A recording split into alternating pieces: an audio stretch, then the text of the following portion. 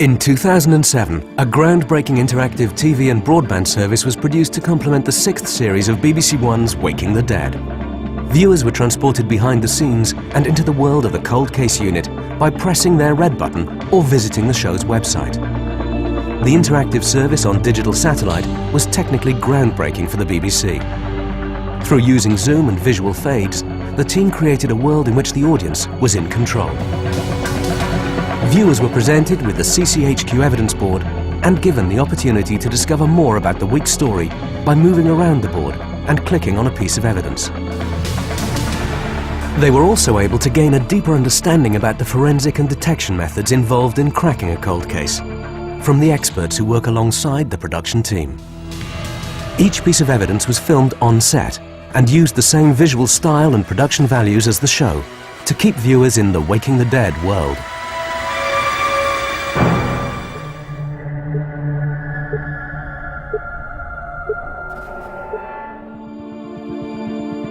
Welcome to CCHQ. In a moment, you'll be invited to examine evidence collected by Boyd's team for Cold Case The Fall.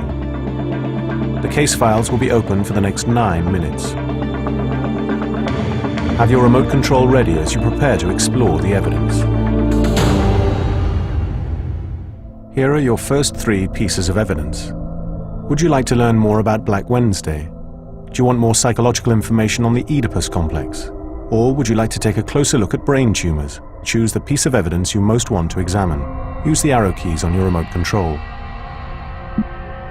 She was going to die. She had a brain. Something of your mother in them, didn't you? Do you dare touch her? Is that I was under no illusions when I took Britain into the exchange rate mechanism. Black Wednesday. Collapse of the pound. Negative equity, 3 million unemployed. Norman Lamont. September the 16th, 1992. Black Wednesday. The day the British government was forced to remove the pound from the European exchange rate mechanism. Currency speculators sold huge amounts of sterling, then bought it back again at a massive profit. It cost us, the taxpayers, about £4 billion. The financial fallout was catastrophic and immediate. Britain slumped deep into recession, and many large businesses failed. The housing market crashed, and unemployment soared. The Conservative government of John Major had promised that they wouldn't raise taxes and that British membership in the exchange rate mechanism was, as John Major frequently said, the centerpiece of the Conservatives' economic policies. And at the end of the day, the British government...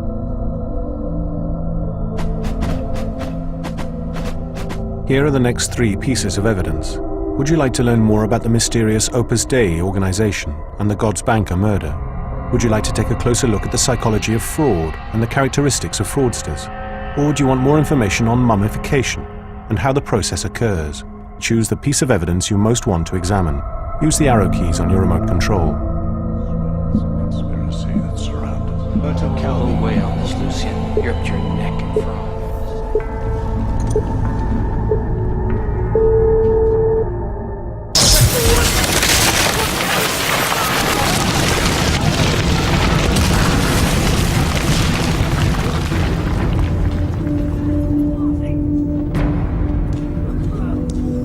With mummification, you've got a process that's different to the normal process of decomposition that takes place.